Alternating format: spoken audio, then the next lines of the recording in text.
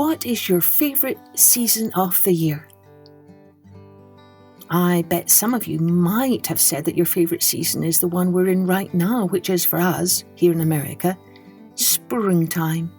Because of course, what's not to love about seeing shoots of fresh green grass springing up all over, and the beautiful apple blossoms and cherry blossoms covering our trees. All around us are signs of new life that fill us with joy and hope. Hello everyone, I'm Kathleen Pelly. Welcome to Journey with Story. Today's episode is an encore episode. Encore is a French word for again, and so this is an episode that we are airing again for you, and it's the perfect story for this time of year when many of us celebrate Easter and or spring. It's a time of hope and joy. This story is about a velveteen rabbit who experiences an incredible transformation that brings him new life. A big thanks to all of our Patreon subscribers. We really appreciate your encouragement and support, and we hope you're enjoying your monthly colouring sheets. Remember, you can find out more about how to get your monthly colouring sheets if you just go to www.journeywithstory.com. Just another quick reminder for you to be sure and check out our special Kids Listen Mashup episode, where Journey with Story is pairing up with another Kids Listen storytelling podcast called Girl Tales. It will be episode 3 of their podcast season, and it will air on April the 17th. In it, I will be telling you a little more about the Girl Tales podcast and why I enjoy it, and think that many of our listeners from Journey with Story will also enjoy it. You'll be able to hear a little snippet from the podcast, and then the host of Girl Tales will share what she enjoys about our podcast, Journey with Story. Oh, and then you can listen to both of us playing a fun storytelling game that involves using idioms. I wonder, do you know what an idiom is?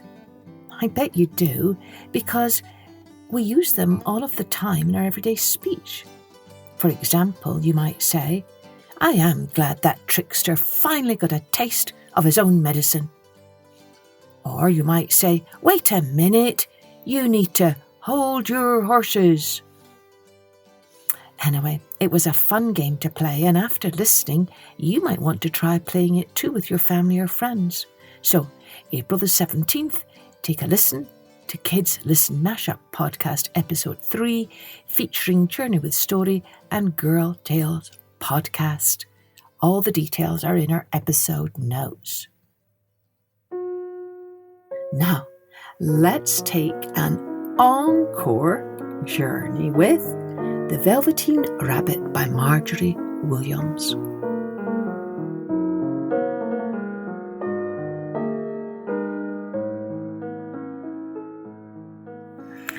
There was once a velveteen rabbit, and in the beginning he was really splendid. He was fat and bunchy as a rabbit should be. His coat was spotted brown and white. He had real thread whiskers, and his ears were lined with pink sateen. On Christmas morning, when he sat wedged on the top of the boy's stocking with a sprig of holly between his paws, the effect was charming. There were other things in the stocking, nuts and oranges and a toy engine and chocolate almonds and a clockwork mouse, but the rabbit was quite the best of all. For at least 2 hours, the boy loved him. And then aunts and uncles came to dinner, and there was a great rustling of tissue paper and unwrapping of parcels, and in the excitement of looking at all the new presents, the Velveteen Rabbit was forgotten. For a long time he lived in the toy cupboard or on the nursery floor, and no one thought very much about him. He was naturally shy, and being only made of velveteen, some of the more expensive toys quite snubbed him. The mechanical toys were very superior and looked down upon everyone else, They were full of modern ideas and pretended they were real. The model boat, who had lived through 2 seasons and lost most of his paint, caught the tone from them and never missed an opportunity of referring to his rigging in technical terms. The rabbit could not claim to be a model of anything, for he didn't know that real rabbits existed. He thought they were all stuffed with sawdust like himself, and he understood that sawdust was quite out of date and should never be mentioned in modern circles. Even Timothy, the jointed wooden line who was made by the disabled soldiers and should have had broader views, put on airs and pretended he was connected with government. Between them all, the poor little rabbit was made to feel himself very insignificant and commonplace, and the only person who was kind to him at all was the Skin Horse. The Skin Horse had lived longer in the nursery than any of the others. He was so old that his brown coat was bald in patches and showed the seams underneath, and most of the hairs in his tail had been pulled out to string bead necklaces. He was wise, for he had seen a long succession of mechanical toys arrive to boast and swagger, and by break their mainsprings and pass away. And he knew that they were only toys and would never turn into anything else.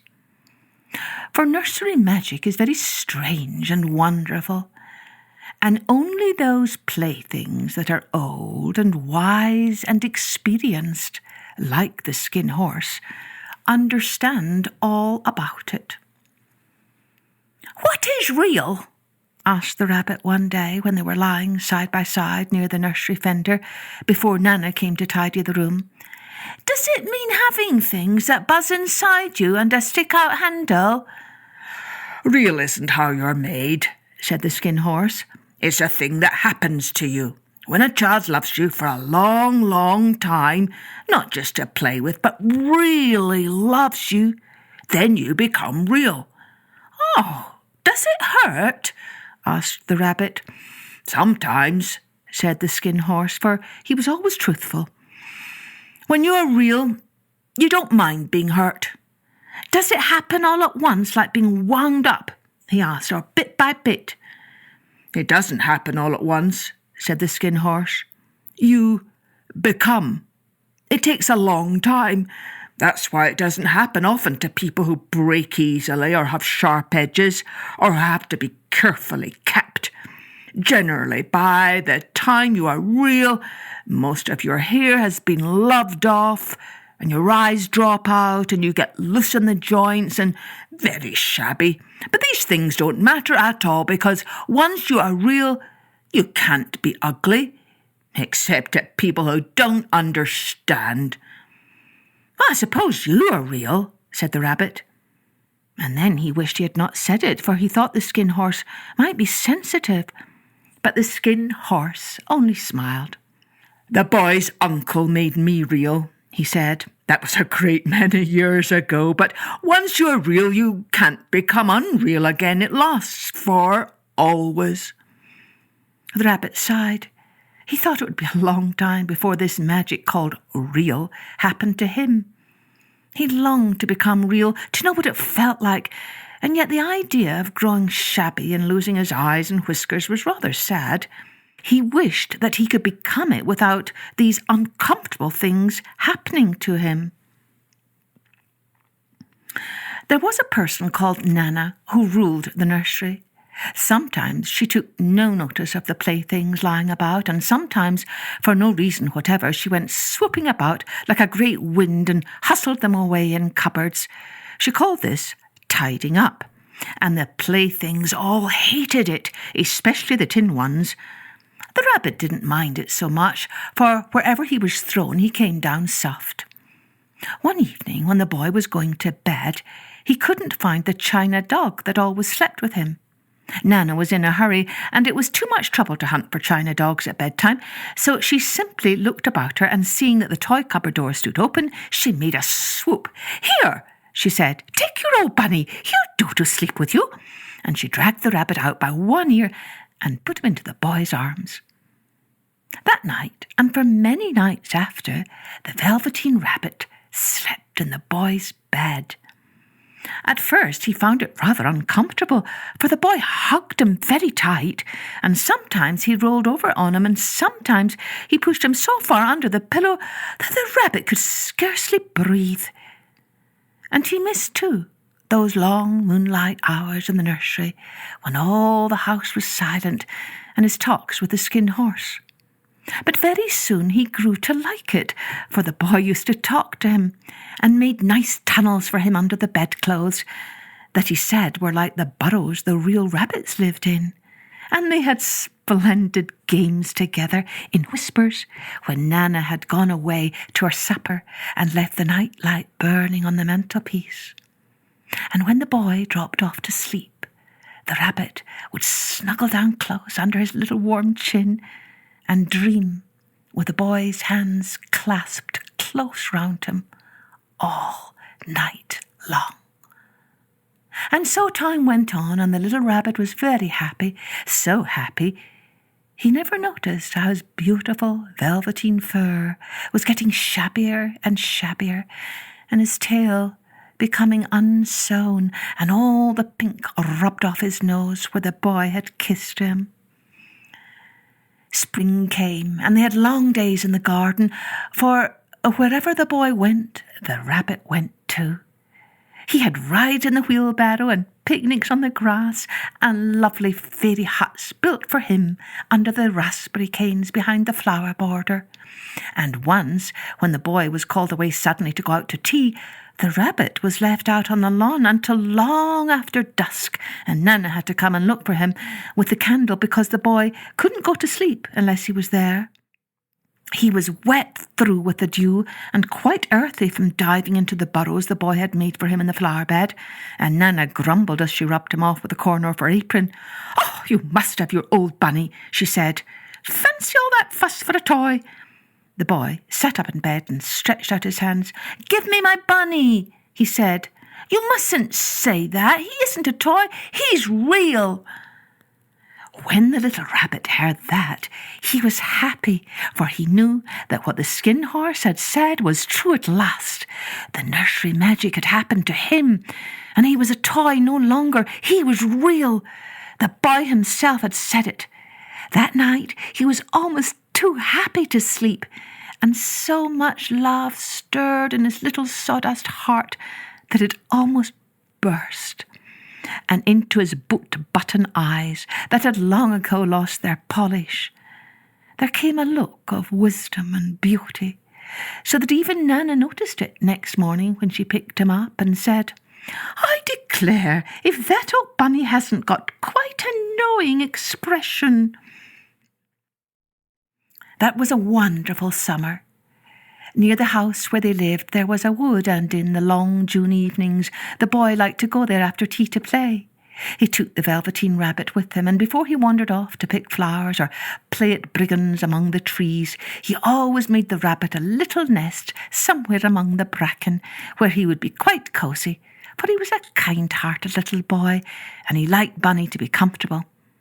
One evening, while the rabbit was lying there alone, watching the ants that ran to and fro between his velvet paws on the grass, he saw two strange beings creep out of the tall bracken near him. They were rabbits like himself, but quite furry and brand new. They must have been very well made, for their seams didn't show at all, and they changed shape in an odd way when they moved. One minute they were long and thin, and the next minute fat and bunchy, instead of always staying the same like he did. Their feet padded softly on the ground, and they crept quite close to him, twitching their noses, while the rabbit stared hard to see which side the clockwork stuck out, for he knew that people who jump generally have something to wind them up, but he couldn't see it. They were evidently a new kind of rabbit altogether. They stared at him, and the little rabbit stared back, and all the time their noses twitched. "Why don't you get up and play with us?" one of them asked. "I don't feel like it," said the rabbit, for he didn't want to explain that he had no clockwork. "Ha ha," said the furry rabbit, "it's as easy as anything," and he gave a big hop sideways and stood on his hind legs. "I don't believe you can," he said. "I can," said the little rabbit. "I can jump higher than anything." He meant when the boy threw him, but of course he didn't want to say so. "Can you hop on your hind legs?" asked the furry rabbit. That was a dreadful question, for the Velveteen Rabbit had no hind legs at all. The back of him was made all in one piece, like a pincushion. He sat still in the bracken and hoped that the other rabbits wouldn't notice. "I don't want to," he said again.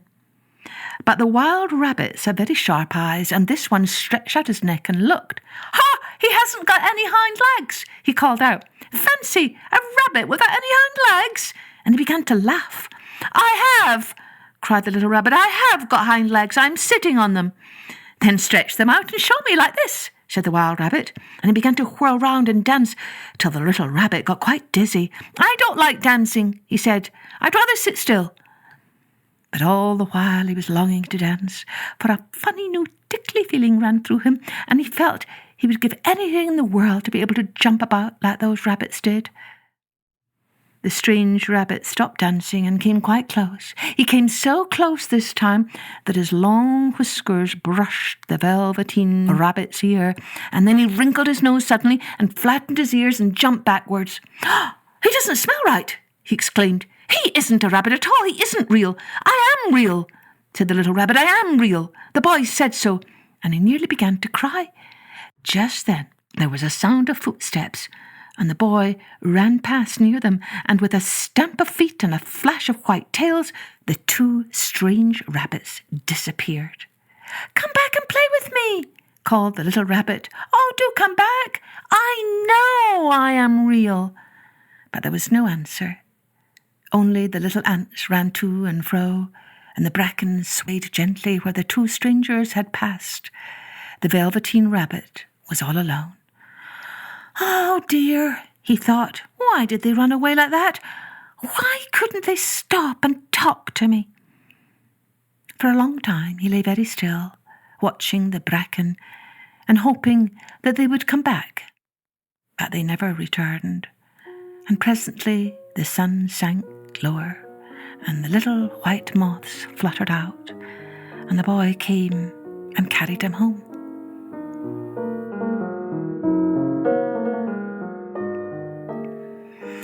Weeks passed, and the little rabbit grew very old and shabby, but the boy loved him just as much. He loved him so hard that he loved all his whiskers off, and the pink lying to his ears turned grey, and his brown spots faded. He even began to lose his shape, and he scarcely looked like a rabbit anymore, except to the boy. To him, he was always beautiful, and that was all that the little rabbit cared about. He didn't mind how he looked to other people, because the nursery magic had made him real, and when you are real, shabbiness doesn't matter. And then, one day, the boy was ill. His face grew flushed, and he talked in his sleep, and his little body was so hot that it burned the rabbit when he held him close. Strange people came and went in the nursery, and a light burned all night, and through it all the little Velveteen Rabbit lay there, hidden from sight under the bedclothes, and he never stirred, for he was afraid that if they found him, someone might take him away, and he knew that the boy needed him. It was a long, weary time, for the boy was too ill to play, and the little rabbit found it rather dull, with nothing to do all day long. But he snuggled down patiently and looked forward to the time when the boy should be well again, and they would go out into the garden amongst the flowers and the butterflies and play splendid games in the raspberry thicket like they used to. All sorts of delightful things he planned, and while the boy lay half asleep, he crept up close to the pillow and whispered them in his ear, and presently the fever turned, and the boy got better. He was able to sit up in bed and look at picture books while the little rabbit cuddled close at his side, and one day they let him get up and get dressed. It was a bright sunny morning, and the windows stood wide open. They had carried the boy out onto the balcony and wrapped him in a shawl, and the little rabbit lay tangled up among the bedclothes thinking. The boy was going to the seaside tomorrow. Everything was arranged, and now it only remained to carry out the doctor's orders. They talked about it all while the little rabbit lay under the bedclothes, with just his head peeping out, and listened. The room was to be disinfected, and all the books and toys that the boy had played with in bed must be burnt. Hurrah! thought the little rabbit. Tomorrow we shall go to the seaside. For the boy had often talked of the seaside, and he wanted very much to see the big waves coming in, and the tiny crabs and the sand castles. Just then Nana caught sight of him. "Oh, how about his old bunny?" she asked. "That?" said the doctor. "Why, it's a mass of scarlet fever germs. Burn it at once." "What? Nonsense. Get him a new one. He mustn't have that any more." And so the little rabbit was put into a sack with the old picture books and a lot of rubbish, and carried out to the end of the garden behind the fowl house. That was a fine place to make a bonfire, only the gardener was too busy just then to attend to it. He had the potatoes to dig and the green peas to gather, but next morning he promised to come quite early and burn the whole lot. That night the boy slept in a different bedroom, and he had a new bunny to sleep with him. It was a splendid bunny, all white plush, with real glass eyes. But the boy was too excited to care very much about it, for tomorrow he was going to the seaside, and that in itself was such a wonderful thing that he could think of nothing else. And while the boy was asleep, dreaming of the seaside, the little rabbit lay among the old picture books in the corner behind the fowl house, and he felt very lonely. The sack had been left untied, and so by wriggling a bit he was able to get his head through the opening and look out. He was shivering a little, for he had always been used to sleeping in a proper bed, and by this time his coat had worn so thin and threadbare from hugging that there was no longer any protection to him. Nearby he could see the thicket of raspberry canes growing tall and close like a tropical jungle, in whose shadow he had played with the boy on bygone mornings. He thought of those long sunlit hours in the garden. Oh, how happy they were! And a great sadness came over him. He seemed to see them all pass before him, each more beautiful than the other. The fairy huts in the flower bed, the quiet evenings in the wood when he lay in the bracken, and the little ants ran over his paws, and the wonderful day when he first knew that he was real. He thought of the skin horse, so wise and gentle, and all that he had told him. Of what use was it to be loved and lose one's beauty and become real, if it all ended like this? And a tear, a real tear, trickled down his little shabby velvet nose and fell to the ground. And then a strange thing happened, for where the tear had fallen, a flower grew out of the ground, a mysterious flower, not at all like any that grew in the garden. It had slender green leaves, the colour of emeralds, and in the centre of the leaves a blossom like a golden cup. It was so beautiful that the little rabbit forgot to cry and just lay there watching it. And presently the blossom opened, and out of it there stepped a fairy.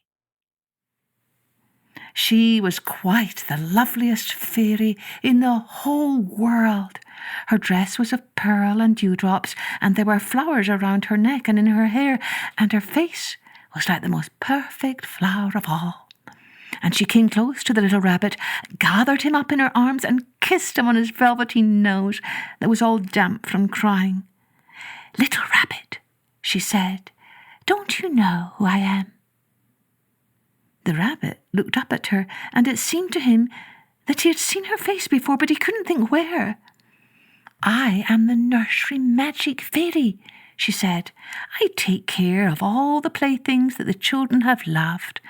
When they are old and worn out and the children don't need them any more, then I come and take them away with me and turn them into real." "Oh, wasn't I real before?" asked the little rabbit. "Oh, you were real to the boy," the fairy said, "because he loved you. Now you shall be real to everyone." And she held the little rabbit close in her arms and flew with him into the wood. It was light now, for the moon had risen. All the forest was beautiful, and the fronds of the bracken shone like frosted silver. In the open glade between the tree trunks, the wild rabbits danced with their shadows on the velvet grass. But when they saw the fairy, they all stopped dancing and stood round in a ring to stare at her. "I've brought you a new playfellow," the fairy said. "You must be very kind to him and teach him all he needs to know in Rabbitland, for he is going to live with you forever and ever." And she kissed the little rabbit again and put him down on the grass. "Run and play, little rabbit," she said. But the little rabbit sat quite still for a moment and never moved. For when he saw all the wild rabbits dancing around him, he suddenly remembered about his hind legs, and he didn't want them to see that he was made all in one piece. He did not know that when the fairy kissed him that last time, she had changed him altogether, and he might have sat there a long time, too shy to move, if just then something hadn't tickled his nose, and before he thought what he was doing, he lifted his hind toe to scratch it, and he found that he actually had hind legs. Instead of dingy velveteen, he had brown fur, soft and shiny. His ears twitched by themselves, and his whiskers were so long that they brushed the grass. He gave one leap, and the joy of using those hind legs was so great that he went springing about the turf on them, jumping sideways and whirling round as the others did, and he grew so excited that when at last he did stop to look for the fairy, she had gone. He was a real rabbit at last, at home with the other rabbits. Autumn passed, and winter, and in the spring, when the days grew warm and sunny, the boy went out to play in the wood behind the house. And while he was playing, 2 rabbits crept out from the bracken and peeped at him. One of them was brown all over, but the other had strange markings under his fur, as though long ago he had been spotted, and the spots still showed through. And about his little soft nose and his round black eyes there was something familiar, so that the boy thought to himself, "Why, he looks just like my old bunny that was lost when I had scarlet fever." But he never knew that it really was his own bunny, come back to look at the child who had first helped him to be real.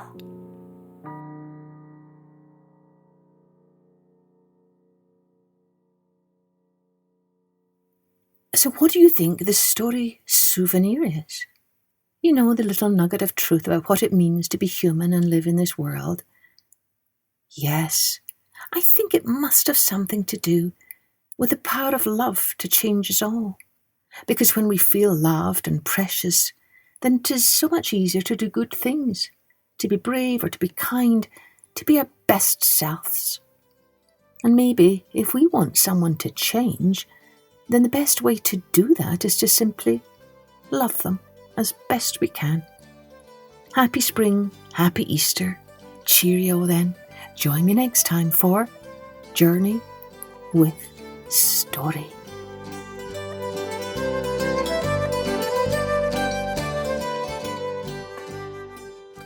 Music and post-production was by Colette Jonas.